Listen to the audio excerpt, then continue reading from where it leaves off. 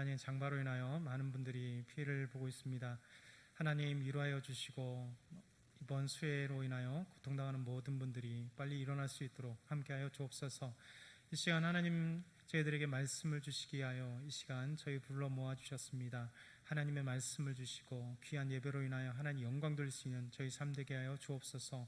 온전히 주님만 따라가기 소망하고 감사함이 예수 그리스도의 이름으로 기도드렸나이다. 아멘.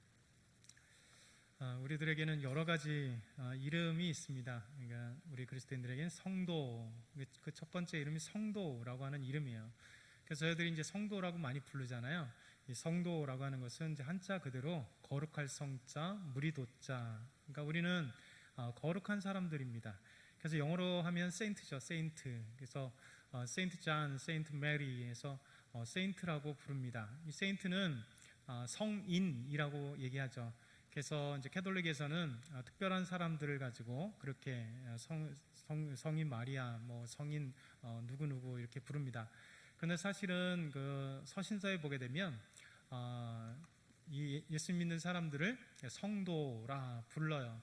성도란 이렇게 거룩한 무리들을 말합니다. 그러니까 얼마나 영광스러운 이름이에요. 저희들이 성도라고 이렇게 불린다는 것은 직사 직분을 못 받은 그냥 믿음 약한 사람들을 얘기하는 것은 아닙니다. 그러니까 오른 모든 우리 예수 믿는 사람들을 성도, 거룩한 무리, 이제 악에서 구원받아서 이제 거룩한 무리가 된 우리를 향하여서 거룩한 사람, 성인이다, 거룩한 무리다 이렇게 얘기합니다. 우리를 향해서 또 두 번째 이름은 이제 그리스도인이라고 불립니다.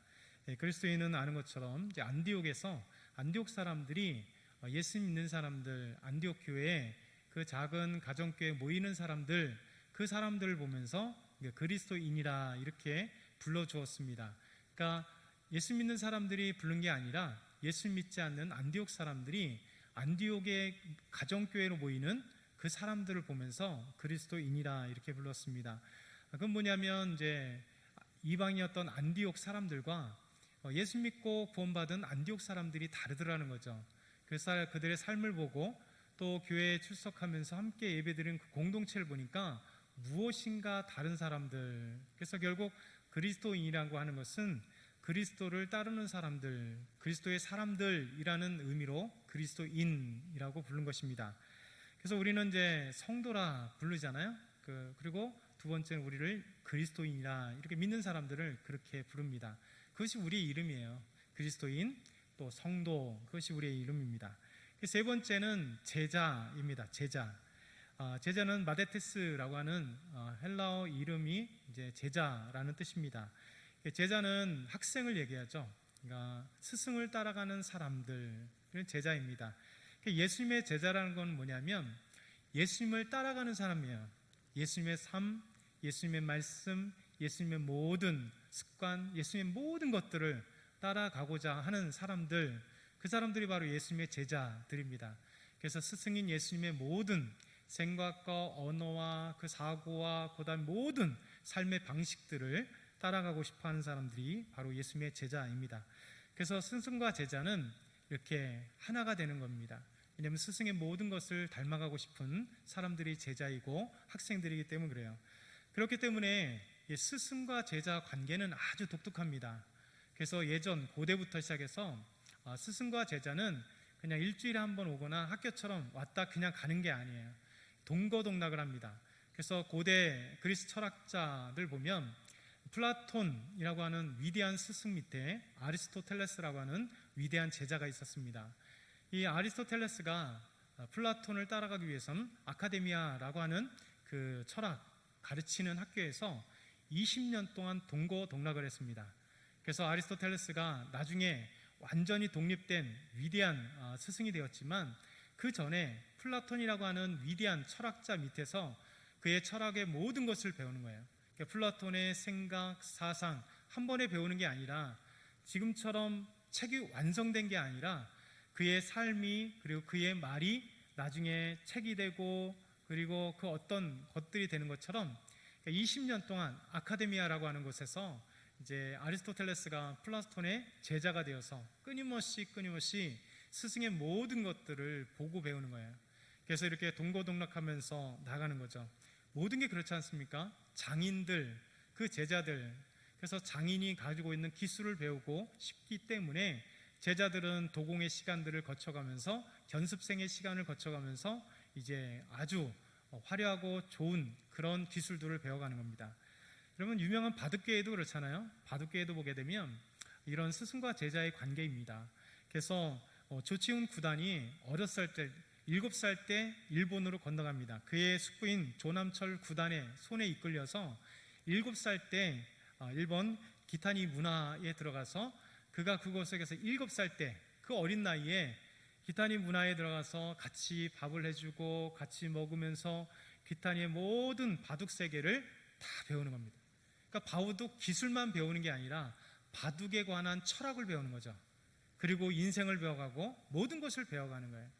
조치훈 구단이 그래서 일본에서 그렇게 기타니 문화에서 그 바둑을 배워가면서 이제 대회 나가고 프로가 되고 그러고 일본에 활동하다가 우리나라에 온 거잖아요.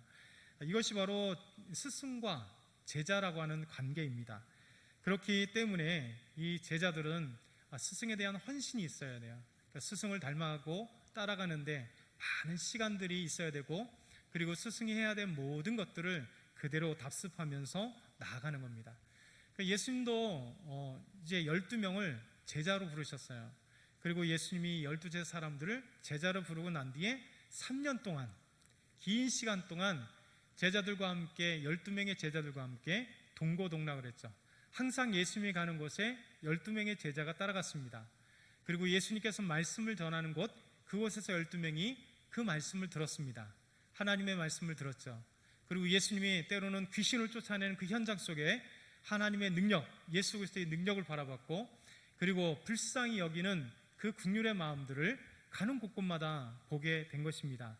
그렇기 때문에 예수님의 제자는 3년 동안 예수님을 닮아가기 위해서, 예수님을 따라가기 위해서 그렇게 굳건히 그렇게 배우고 그렇게 따라갔던 것입니다. 예수님이 12제자를 이제 부른 건 뿐만 아니라 사도행전을 보게 되면 이제 예수님의 12제자만 제자라고 얘기하지 않습니다. 바로 아까도 얘기했지만 우리 그리스도인, 예수님 믿는 사람들을 이제 제자라고 불러줍니다. 그래서 복음서뿐만 아니라 특별히 사도행전에 이제 모든 무리들을 제자라고 불러죠. 사도행전 6장 2절에 보면 이렇게 말씀합니다. 12사도가 모든 제자를 불러. 예수님의 12제자가 이제 사도가 되었어요. 그리고 그 12사도가 예수님을 믿는 무리들, 예수 믿는 사람들 향하여 모든 제자라고 부릅니다. 모든 제자를 불러 이르되 우리가 하나님의 말씀을 제쳐놓고 접대를 일삼는 것이 마땅하지 아니하다. 그래서 가룟 유다 한 자리 빈 자리를 이제 뽑는 그 얘기가 등장합니다. 여러분, 그리고 6장 7절에 보면 하나님의 말씀이 점점 왕성하여 예루살렘에 있는 제자의 수가 더 심히 많아지고 허다한 제사장의 무리도 이도에 복종하니라. 그러니까 초대교회 예수 믿는 사람들을 향하여 그들을 뭐냐면 제자, 예수님을 닮아가고 예수님을 쫓아가고 예수님 모든 것을 그렇게 닮아가고 그렇게 살아가고자 원하는 사람들이 제자라는 것입니다. 그래서 제자는 이제 12제자만 호칭하는 것이 아니라 예수 그리스도의 십자가의 죽음 그리고 부활, 그로 인하여 구원받은 이 놀라운 복음을 믿는 믿음의 사람들을 다 제자라고 얘기합니다. 근데 이 초대교회 제자라고 일컬어지는 사람들은 일주일에 한 번 교회만 왔다 갔다 하는 사람들을 제자라고 하지 않습니다. 왜냐하면 초대교회를 보게 되면 이 초대교회는 성령이 임하시고 그리고 예수 그리스도를 나의 주님이라고 고백하면서 수많은 핍박과 환난 속에도 예수 그리스도를 닮아가고 예수님의 제자로 살아가고자 하는 그런 사람들이었기 때문에 예수님의 제자란 그만큼 제자로서 스승을 닮아가고자 하는 그 열정 그리고 헌신, 그를 따라가고자 하는 그 모습이 있어야 된다는 것이죠. 오늘 말씀을 돌아오게 되면 오늘 특별히 6장 7절에 보면 읽진 않았지만 그 전에 이런 얘기가 있습니다. 예수님께서 12제자를 부르시고 이제 따로따로 2명을 세우면서 귀신을 제어하는 권능과 복음을 증거할 수 있는 그 사명을 주어요. 6장 7절 보면 12제자를 부르사 둘씩 보내시며 더러운 귀신을 제어하는 권능을 주시고. 그래서 제자들이 이제 둘씩 복음을 쫙 전하기 시작합니다. 그리고 6장 12절 13절 보면 제자들이 나가서 회개하라 전파하고 많은 귀신을 쫓아내며 많은 병자에게 기름을 발라 고치시더라 이렇게 얘기합니다. 예수님께서 그 12제자를 둘씩 불러서 6팀이 되어서 팀별로 2명씩 전도를 나가게 한 겁니다. 그래서 회개하라 선포한 겁니다. 그게 뭡니까? 회개하라, 곧 죄에서 회개하여 예수 그리스도를 믿으라는 겁니다. 복음을 그들이 증거하는 겁니다. 근데 복음을 증거하다 보니까 수많은 복음의 방해자들이 있어요. 그게 바로 이제 귀신들이죠. 가는 곳마다 귀신이 있을 때 귀신을 제어하는 능력을 예수님께서 주심으로 이 제자들이 나가서 귀신을 쫓아내는 놀라운 역사를 일으켜요. 그리고 수많은 만나는 연약한 사람들, 병에 있는 사람들을 기름을 발라 고치는 그런 일들을 하게 됩니다. 어떻게 보면 현대 교회들이, 저희들이 이런 예수님이 능력을 주셨던 이 제자들처럼 또 초대교회 같은 그런 능력이 저희들이 잠시 사라지는 것을 보게 됩니다. 그렇잖아요? 정말 우리가 살아나야 될 것은 뭐냐면 이 권능입니다. 권능. 예수 그리스도의 십자가의 복음을 증거할 때 귀신들이 떨어져 나가고 쫓겨나가고, 그리고 아픈 자가 있으면 정말 주님을 위하여 예수님의 이름으로 기도할 때 아픈 자가 나가게 되고 회복하게 되는 놀라운 역사, 복음을 증거함으로 예수 믿는 놀라운 역사들이 일어나야 되는 거죠. 현대교회가 점점 좋아지는 이런 시설들이 있지만 능력들이 사라지는 것은 우리에게 분명한 모습입니다. 그렇지만 아직도 이런 예수님의 능력, 하나님의 권능을 많이 듣게 돼요. 어디서 많이 듣습니까? 열악한 환경에서, 특별히 현 선교지에서 많은 그런 놀라운 일들을 보게 됩니다. 약이 없어 그냥 기도할 때 병이 낫게 되는 놀라운 역사, 어떤 선교사님은 죽어가게 된 사람을 기도함으로 살려지는 역사, 이런 역사들이 참 많습니다. 예수님 믿지 못하게 되는 그 무슬림권의 그 정말 열악한 환경 속에서도 하나님 기적과 같은 역사들이 선교 보고를 통해서 많이 듣게 됩니다. 이 선교 보고에 대해 특별히 어떤 보고들이 많이 올라오냐면 이 무슬림, 강성 무슬림 지역이나 국가에서 놀랍게 예수 그리스도를 믿는 역사들이 나타나요. 어떻게 되느냐? 선교사들이 전하는 게 아니에요. 선교사님들은 강성 무슬림 지역에서 전도하기가 너무 어렵습니다. 그러다 보니까 어떻게 나타나냐면 하나님께서 역사하실 때가 참 많습니다. 특별히 아프리카 지역에 북아프리카 지역들이 대부분 무슬림권인데, 무슬림권에 있는 나라들, 지역들에게, 또 중동에 있는 수많은 이 강성 무슬림 지역들, 이란, 이라크, 사우디아라비아, 예멘 뭐 이런 곳에서 함께 그들이 알라 신에게 기도하고 있는데, 그 무리들, 갑자기 무리 앞에 엄청난 환상, 예수 그리스도가 나타나서 그들이 허둥대고 저 사람이 도대체 누구냐 하고 선교사님들께 그분이 바로 예수 그리스도라는 사실을 듣고 예수 믿는 경우가 놀랍게 많습니다. 이 기적과 같이 한두 군데 일어나는 것도 아니고 한두 번 일어나는 것도 아니고, 그래서 놀랍게도요, 여러분, 이란이라고 하는 그곳에서 오히려 복음이 들어가지 않는데 하나님이 기적과 같은 역사를 많이 일으켜요. 그러니까 이라크에도 있습니다. 그래서 제가 이스라엘 있을 때 나중에 이제 같이 잠깐 집에 있었던 그 집 목사님께 있었던 목사님이 한국에 나와서 그런 얘기를 해요. 이스라엘 자기 집에 가까운 곳에 이제 이란에서 오신 무슬림이 예수 믿게 된 거예요. 그래서 이 사람에게도 마찬가지였습니다. 어떻게 예수 믿게 됐습니까? 라고 물어봤더니 그렇게 얘기를 했대요.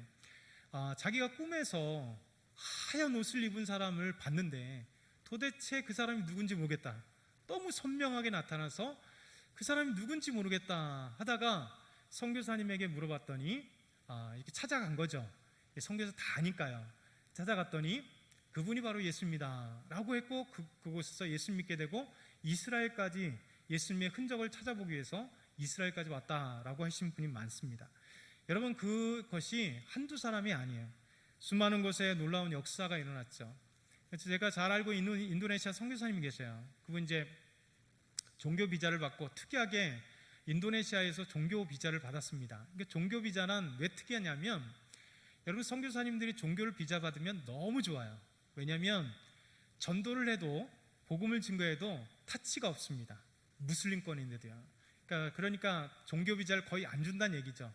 근데 그분은 신기하게도 그냥 비자를 신청했는데 종교 비자를 아무 조건이 그냥 나온 분이에요. 이게 기적과 같은 일입니다.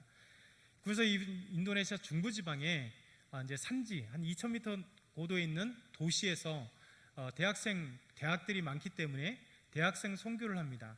그때 놀라운 기적이 세 가지가 있었는데, 하나는 뭐가 있었냐면 이제 학교에 가서 몰래 이제 기도하는 거죠.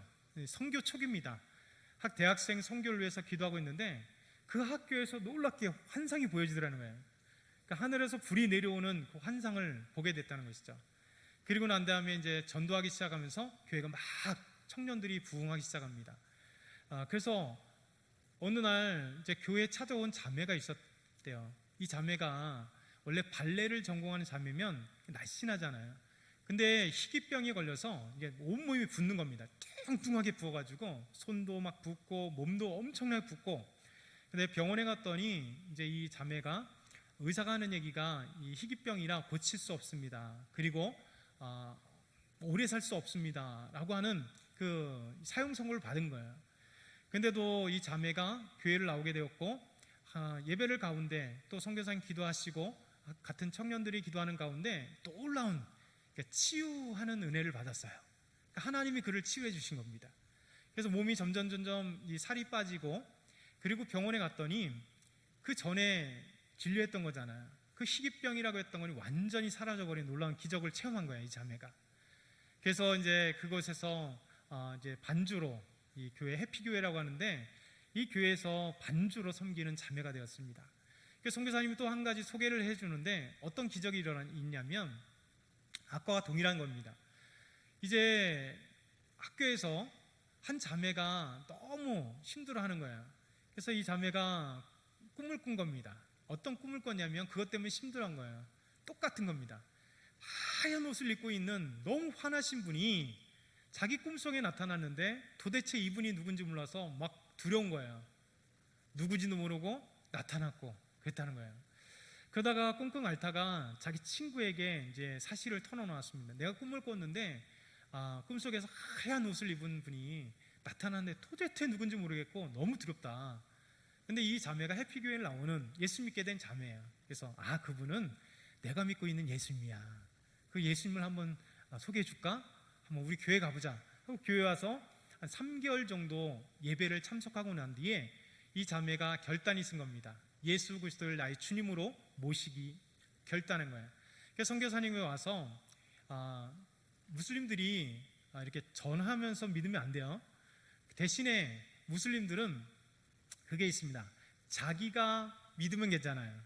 그래서 자기가 믿으면 괜찮습니다. 그래서 선교사가 전해줘서 믿으면 문제가 생기는데 자기가 믿고 선교사님께 믿게 해달라고 그러면 됩니다. 이 자매가 3개월 동안 그렇게 교회 다니면서 예수 믿게 된 다음에 선교사님에게 얘기를 했습니다. 선교사님, 저를 예수 믿게 해주세요 하고 이렇게 요청을 한 거죠. 그리고 나서 이제 교회가 되었습니다. 그래서 지금 한 300명 정도 청년들이 대학생들이 예수 믿고 있는데 놀라운 역사들이 그런 가운데 있게 됩니다. 사실 우리에게 때로는 필요한 것이 이렇게 초대교회 같은, 그리고 우리 선조들이 그랬잖아요. 우리 한국에도 기독교가 들어왔을 때 놀라운 역사들이 많았습니다. 50년대, 60년대는 기적과 같은 역사들이 어마어마했습니다. 근데 요즘에 왜 안 일어나냐? 어떻게 보면 신앙의 야성들이 사라져버린 거예요. 정말 하나님을 의지하고 하나님만 아니면 안 된다라고 하는 것, 이런 것들이 우리에게는 많이 상실된 거죠. 왜냐하면 좋은 병원들이, 의사들이 많이 있기 때문에 사실 기도로 고치기보다는 하나님이 허락하신 그런 귀한 의료 혜택을 통해서 낫게 되는 경우가 많거든요. 그러다 보니까 옛날처럼 하나님 아니시면 안 되는, 그래서 그냥 절대적으로 믿을 수밖에 없고 그냥 하나님 앞에 무릎 수밖에 없는 그런 신앙의 약성들이, 우리 환경들이 잠깐만 없어지게 만드는 것도 있습니다. 성경을 보면 지금과 많이 다르잖아요. 여러분 사복음서만 보면 놀랍잖아요. 예수님이 가는 곳마다 나타나는 게 누구예요? 귀신 들린 자. 그래서 예수 그리스도께서 나가시면서 나가라, 떠나가라 할 때마다 수많은 귀신들이 나가게 되고, 그런 수많은 질병에 허덕이는 자들이 예수 믿고 구원받는 놀라운 역사들이 나타나게 된 것입니다.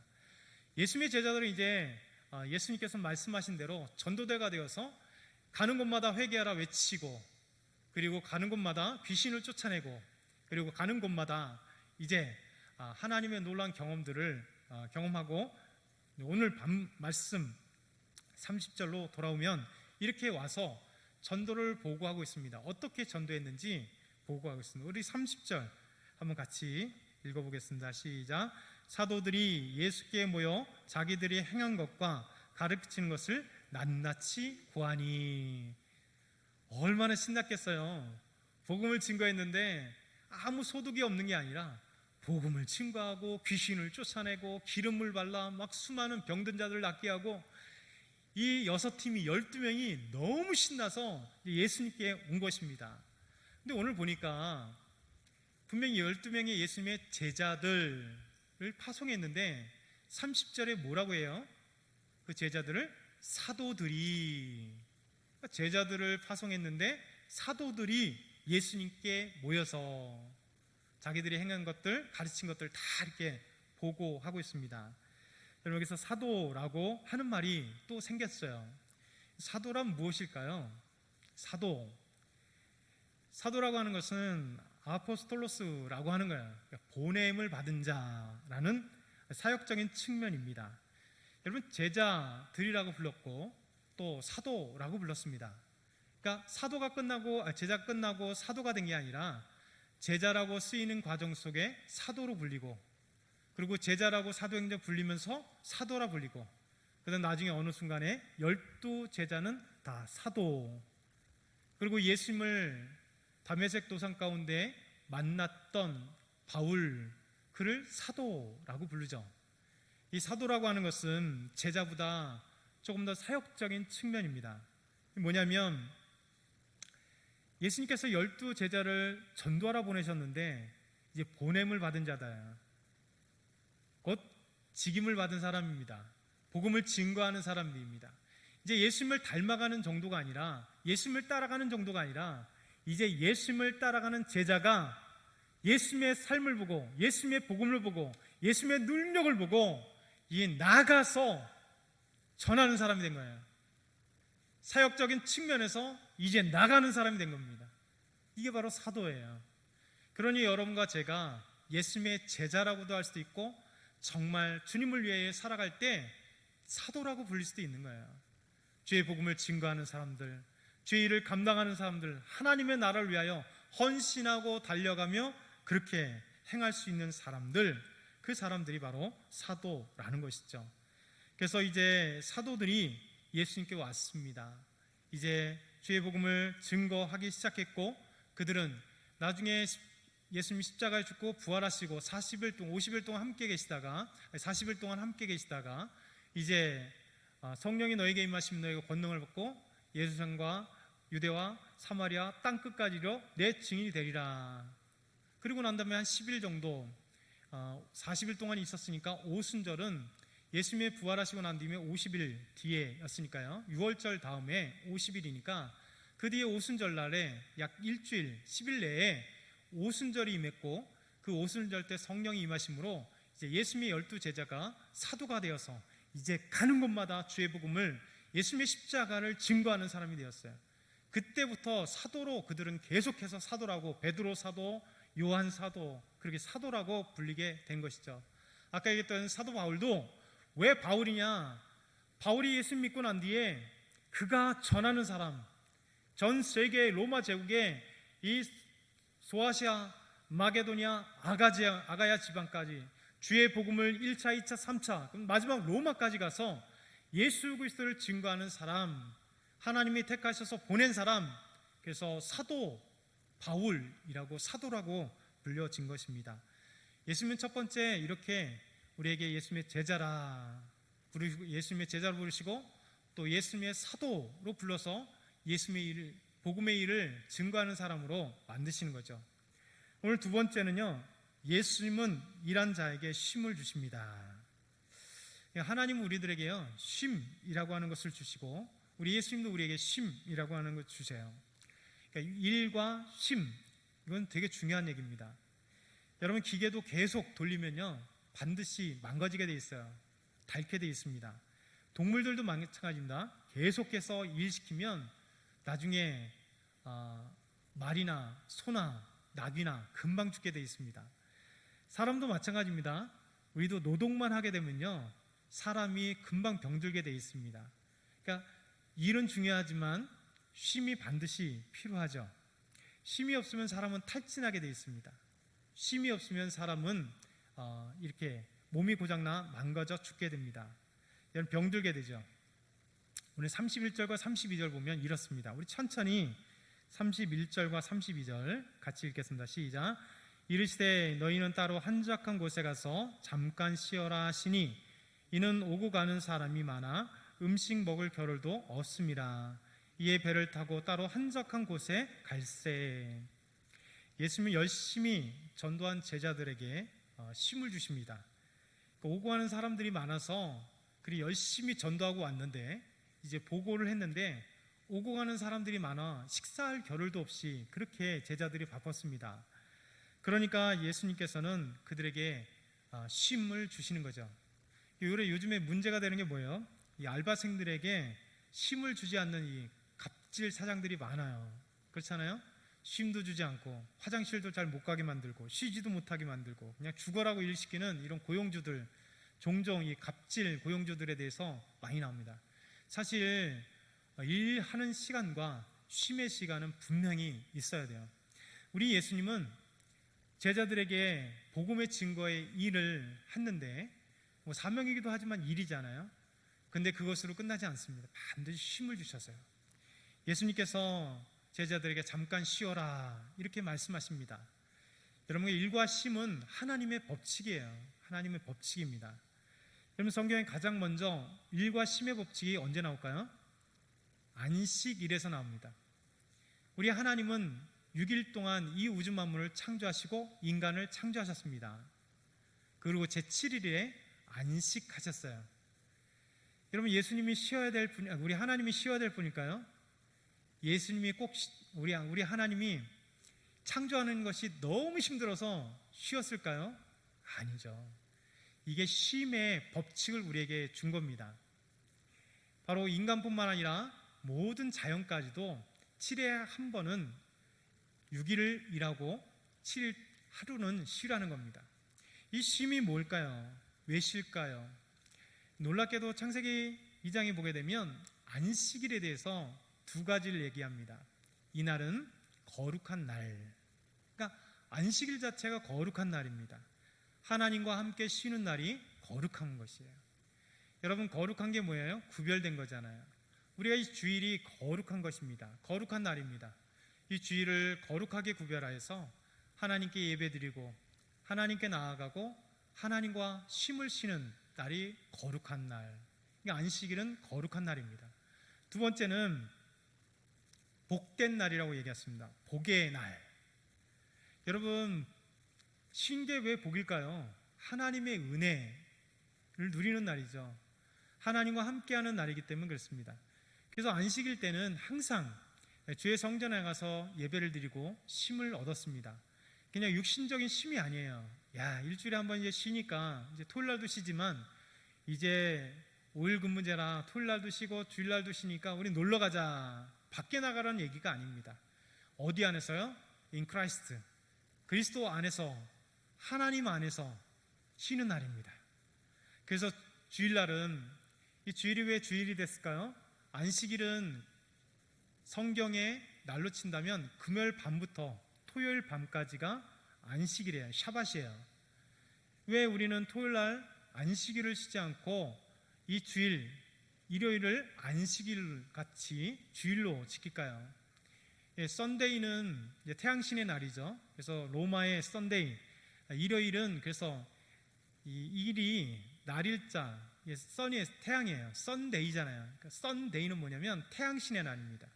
그러니까 일요일이 쉬는 날이 썬데이. 그래서 그리스도인들은 일요일이라고 그러지 않잖아요. 보통 이제 조금 다르게 불러 주일이라고 그러잖아요. 주님의 날. 그러니까 우리가 주님의 날, 이게 주일날인 거예요. 그래서 이 주일날이 왜 우리가 안식일을 쉬지 않고 이제 주일날 예배 드리느냐?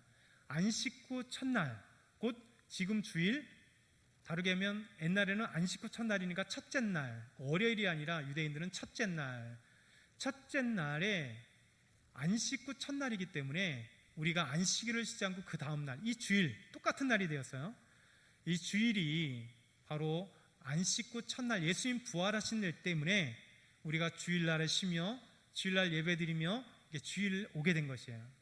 근데 놀랍게도 안식 후 첫날 모여서 초대교인들은 예배를 드렸는데 나중에 로마가 국교가 되면서 로마가 쉬는 날이 뭐였었냐면 지금의 이 일요일 태양신의 날이 쉬는 날이에요. 그러니까 초대교회부터 예수님께서 부활하시고 첫날 이게 쉬는 날이고 예배드리는 날이었었는데 로마가 쉬는 날이 같은 날인 거죠. 그래서 우리는 일요일 주일날로 이게 쉬면서 예배를 드리는 거예요. 그렇기 때문에 요것 갖고 장난하는 그런 이단들이 있습니다. 어떤 이단이요? 안산홍 증능회 이런 자들이 뭐라고 얘기했냐면 왜라고 하면서 기독교를 얘기하면서 왜 로마의 일요일 태양신의 날인 일요일을 교회 가는 날로 하냐? 안 된다. 성경에 있는 안식일이라. 그래서 이 안산홍 증능회 하나님의 교회는 보면 토요일날 예배드리잖아요. 무식한 얘기입니다. 바보들이에요. 그게 아닌 거죠.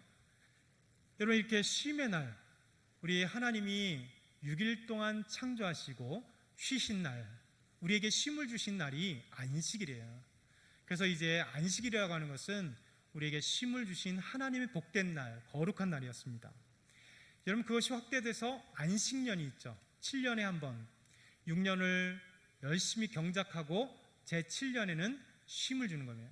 그러니까 인간만 쉬는 게 아니라 이제 가축들도 쉬고 그리고 자연의 모든 농토도 쉬게 만드는 여러분 땅도 계속 갈면 파괴됩니다. 아무리 비료를 많이 줘도요 땅이 쉼을 얻어야 돼요. 옛날에 보면 휴경년이 있었잖아요. 휴경년이 왜 있을까요? 이것은 이미 하나님의 법칙이에요.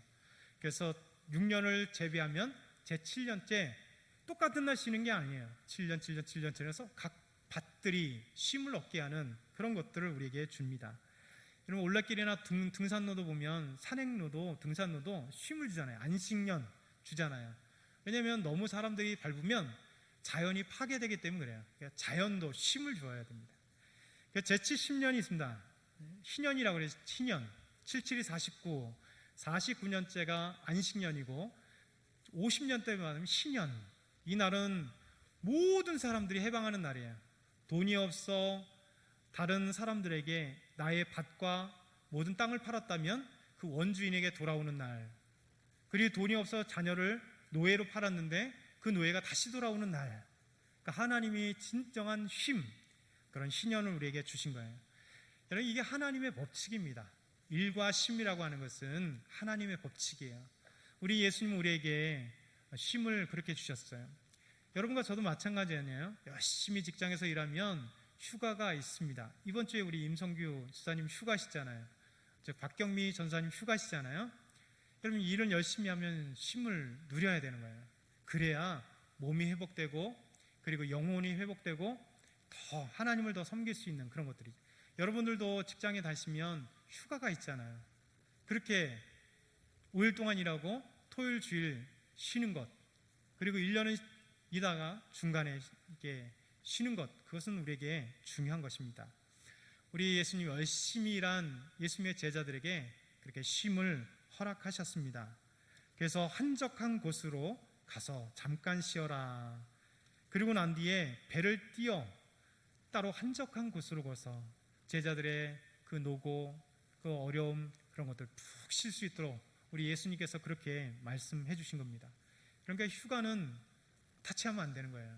휴가 왔을 때 여러분들도 그냥 어디 가서 푹 쉬셔서 집에서 쉬던 산에 가서 쉬던 그냥 푹 쉬면서 우리 몸과 마음을 다 이렇게 쉴 수 있도록 그러면 참 좋을 것 같습니다. 세 번째 마지막으로는요. 예수님 목자 없는 양 같은 우리를 불쌍히 여겨주셨다. 이 말씀이 얼마나 아름다운지 몰라요. 오전에도 이제 예수님 이 말씀 아닐까요? 목자, 그렇죠? 우린 양. 예수님 34절 한번 같이 읽어볼까요? 34절 같이 읽겠습니다. 준비 시작. 예수께서 나오사 큰 무리를 보시고 그 목자 없는 양 같음으로 인하여 불쌍히 여기사 이에 여러 가지로 가르치시더라. 아멘. 우리 예수님께서 우리와 예수님과의 관계를 목자와 양으로 그렇게 많이 말씀하십니다. 지금 예수님께 찾아온 사람들을 보면 목자 없는 양같이 불쌍히 여기셨다. 여러분, 수많은 사람들이 예수님께 왔어요. 근데 예수님께서 그들에게 여러 가지로 가르치셨다, 이렇게 말씀합니다. 그렇다면 무슨 얘기일까요?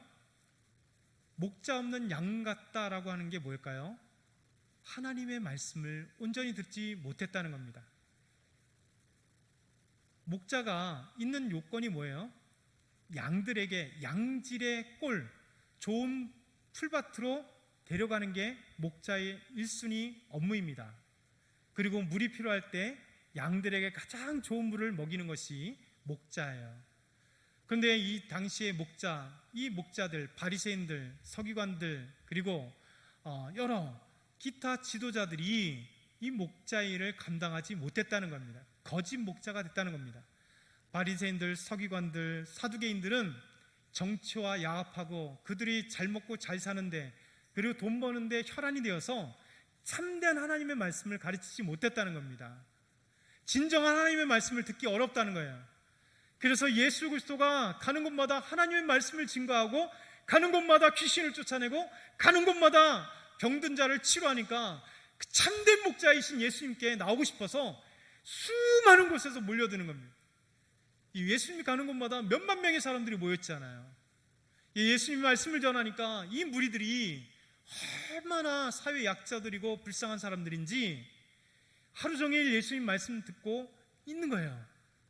가져온 거 다 먹었습니다. 쫄쫄 굶으면서도 목자 없는 양같이 진짜 참된 목자를 찾아서 그 목자에게 흘러나오는 하나님의 말씀을 듣기 위해 계속해서 듣는 겁니다. 그때 그들을 불쌍히 여기시고, 너희들이 가진 거 없느냐? 예, 물고기 2마리뿐입니다. 보리떡 5개뿐입니다. 가져오너라. 여러분, 그것을 가지고 기도하시고 축사하시고 나눠주라. 5병이어의 기적이 일어난 거 아닙니까? 7병이어의 이사모의 기적이 일어난 거예요. 반대로 얘기하면 이 사람들은 왔을 때 충분한 음식을 갖지 못하는 그런 수만 명의 배고픈 사람들인 것이죠. 예수님은 그들을 불쌍히 여기는 거예요. 1차, 하나님의 말씀에 굶주린 그들, 진짜 이 굶주린 양들, 목자는 있는데 지 배부르기 위해서 양들을 던져버린 채 이 목자, 거짓 목자들이 이 양들을 거들떠보지도 않았다는 거예요. 그때 예수님께서 이들을 불쌍히 여기시고 하나님의 말씀, 살아계신 하나님의 놀라운 말씀, 이 말씀을 전해준 거예요. 그래서 가르치신 겁니다. 그 영혼들이 빼빼 말랐는데 예수님을 통하여 하나님 말씀을 듣고 나니까, 영원히 풍부한 하나님 말씀을 듣고 나니까 이 양들이 토실토실 살이 찌는 거 아니에요? 영적인 살이 찌는 거 아닙니까? 그러니까 예수님이 가는 곳마다 예수님께 나와서 그 말씀에 청종하여 듣는 거예요. 그렇지 않습니까? 우리 이 예배 속에 하나님의 말씀이 충만하여 성령님이 우리에게 말씀을 깨닫게 하시고, 우리 설교자를 통하여 말씀할 때 성령의 놀라운 역사가 일어나면 은혜가 충만한 거 아니에요. 여러분, 그래서 예수님 우리 예배를 끝나고 나면 무엇인가 뿌듯하고 나가잖아요. 대부분 다 설교를 거의 잃어버리지만, 여러분 그래도 여러분 잘 생각 안 나는지 할지라도 그 순간에조차는 막 은혜 충만이잖아요. 이게 바로 살찐 하나님의 말씀을 받는 이 양들의 기쁨입니다. 우리 양들의 기쁨이에요. 그래서 오늘 말씀 보니까 이 목자 없었던 이스라엘 백성들, 자기에게 나온 그 무리들을 불쌍히 여기셨다는 거예요. 저는 이 말이 얼마나 은혜가 되는지 몰라요. 우리 주님께서 저와 여러분을 보시면서 불쌍히 여기신다. 이런 하나님의 국률함이죠. 우리 예수님의 국률함이죠. 만약 예수님 국률함이 없다면, 영적인 양식이 없어서 영적으로 빼빼 마르던 상관없이 그랬다면, 여러분 우리는 이 세상에 말라 죽었을 것입니다. 근데 우리가 교회에서 예배를 드리던, 집에 가서 하나님 말씀을 묵상하던, 새벽 예배 나와서 예배를 드리던, 직장에서 잠깐 성경책을 보고 잠깐 기도하던 그 어느 순간이라도 우리 주님께서 찾아오셔서 우리에게 영적인 양식과 영적인 하나님의 은혜를 우리에게 주심으로 우리가 어디에 있었든지 이렇게 풍성해질 수 있게 되신 겁니다. 여러분, 오늘 예수님의 마음이 뭘까요? 예수님은 우리에게 제자 삼기를 원하세요. 더 나아가 사명자로 예수님의 사도가 되길 원하시는 겁니다.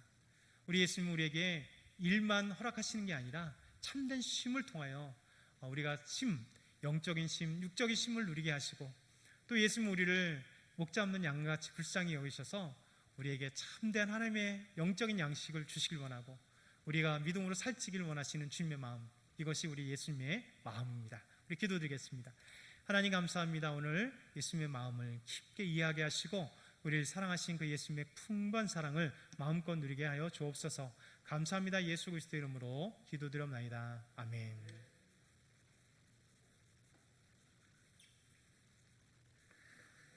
자, 우리 다 같이 일어나셔서 325장 찬송하겠습니다.